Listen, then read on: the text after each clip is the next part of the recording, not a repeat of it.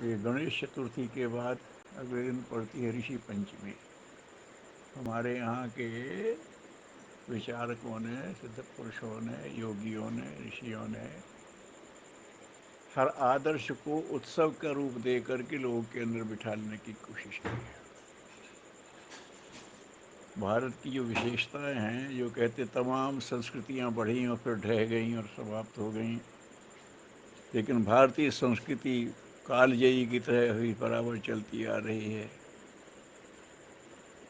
वो जो उन्होंने लिखा है इकबाल साहब ने कि यूनान मिस्र रोमा, इनकी सबकी संस्कृतियां बढ़ी, सब मिट गए जहाँ से। कुछ बात है कि हस्ती मिटती नहीं हमारी, सदियों रहा है दुश्मन दौरे जमा हमारा। दुनिया तो हमारे पीछे पड़ ही रहा है, लेकिन फिर भी हमारी हस्ती नहीं मिटती। क्यों? तो उसका कारण ऋषि तंत्र है।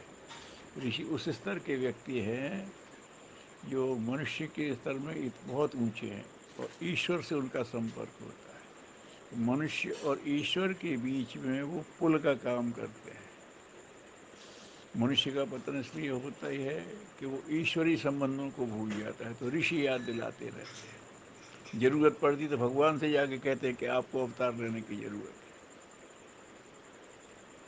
और वही ऋषि लोग कहते भगवान को याद रखो, भगवान के साथ साझेदार रहो, भगवान के अनुकूल बनो। तो ये जो चल रहा है, तो ये जो भारत की जो स्थिति बनी हुई है उसके पीछे ऋषि तंत्र का। और ऋषि कैसे होते हैं? ऋषि है दृष्टार, उनके बड़ी दूर की दृष्टि होती थी, दूरदर्शी विवेकशीलता प्रज्ञा उनके पास होती।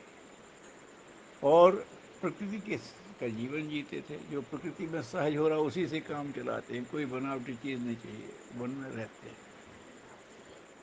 सिकंदर के गुरु सुकरात ने कहा था कि भारत में जाना तो वहाँ ऋषिकोट के व्यक्ति से मिलना। तो वहाँ देखो, उन्होंने कहा आप इतने विद्वान जंगल में क्यों रहते हैं? बोले इससे अच्छा कोई स्थान नहीं है। प्रकृति माता के साथ रहते हैं, प्रकृति के अनुरूप जीवन जीते हैं, उसका आशीर्वाद पाते हैं। बनावट का क्या काम? तुम्हें शोभा देता है तो तुम करो, हमें तो यही आनंद आता है। तो ऋषि पंचमी जो मनाते हैं उसमें यही कहते हैं, व्रत में यही बताते हैं कि ऋषियों का जीवन कैसा है। तो उस दिन आहार में वही खाते जो अपने आप पैदा होता है। अब तो सब होना, ये कोदों सवा ये सब चीज़, वो जो आदमी कृषि करके पैदा करता है वो नहीं खाते। प्रकृति अपने आप जो पैदा करती है वो खाओ।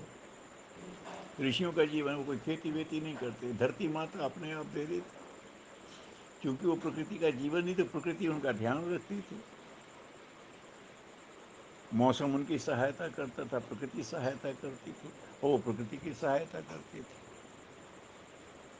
आजकल ये जो कहा है इकोलॉजिकल बैलेंस की बात, उसका आधार ऋषि जीवन ही है। प्रकृति जो सहज देती है बस वही ठीक है, जबरदस्ती नहीं करता है ना। रहीम ने लिखा है, अब्दुल रहीम खान खाना ने, कि सहज मिले सो दूध है और मांगे मिले सो पानी, और रहमन वह तो रक्त है जामे खींचा तानी। खींचा तानी से मिला तो वो तो उसका संस्कार गलत हो गया। धरती माता अपने अंदर से स्वयं पैदा करके देती है, दूध है। गाय अपने आप से खुद पैदा करके देती। गाय को दूध पैदा खुद नहीं पिएगी, बछड़ा पिएगा या मनुष्य पिएगा, वो दूसरे के लिए पैदा करती। ऐसी उदार प्रकृति तो कर रही है, तो प्रकृति स्वयं उदार है। तुम उसका ध्यान रखो तो वो तुम्हारी ध्यान रखेगी।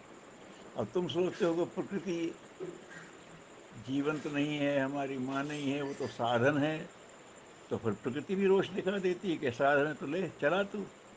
तो जब वो गड़बड़ करती है तो फिर भड़बड़ाते हो। तो एक चैतन्य संबंध है।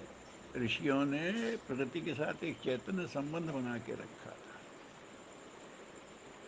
तो वो बात बताते हैं। तो ऋषि पंचमी पे जो लोग व्रत करते हैं उनको वह, अब तो सब चीज़ें पैदा करने लगे, सब ये कोदम सवाई ये सब चीज़ें लोग खाते थे, लेकिन था यही कि प्रकृति जो सहज देती है उसमें एक दिन तो याद रखो कि जीवन कैसा होता है ना। तो ये ऐसा है कि ऋषि तंत्र को जीवंत रखने के लिए, ऋषि तंत्र को समझने के लिए, क्योंकि हमारी संस्कृति जो इतनी गहरी है और इतनी दिनों से चली आ रही है, उसके पीछे ऋषियों का ही आशीर्वाद है, उन्हीं का तप है, उन्हीं का पुरुषार्थ। तो जैसा कहा कि अगर वो अवतार भी वही रहते, कहते भगवान तुमको अवतार मनुष्य के लिए ज्ञान संजोना, जितने ऋषि स्तर के लोगों ने सब शास्त्र उपनिषद अपनी चेतना को ऊपर ले जा करके वेदों को उतार, ऋषियों ने उतारा है। तो ज्ञान विज्ञान के निधान रहे हैं। तो ऋषि पंचमी पर ऋषियों को याद करके उसके बाद फिर वो आता है तो पितृपक्ष आता है, उसमें पितरों को समर्पित है। तो ये सब जो जो जीवन में अच्छे हैं, मनुष्यता उपकार करने में, उनको याद करो, कभी तो याद करो उनको, कभी तो उनके प्रति कृतज्ञता व्यक्त करो।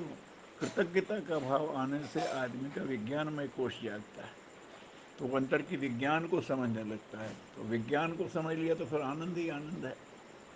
ऐसा वो है, विज्ञानमय के बाद आनंदमय कोश है। तो ये ऋषि पंचमी का पर्व ऋषि तंत्र को याद करने, उसके प्रति श्रद्धा व्यक्त करने और जितना बने उनके अनुरूप अपने जीवन को चलाने की प्रेरणा दे करके आता है। इसी रूप में समझना करना चाहिए। सबके लिए बहुत बहुत मंगल कामना। ओम शांति।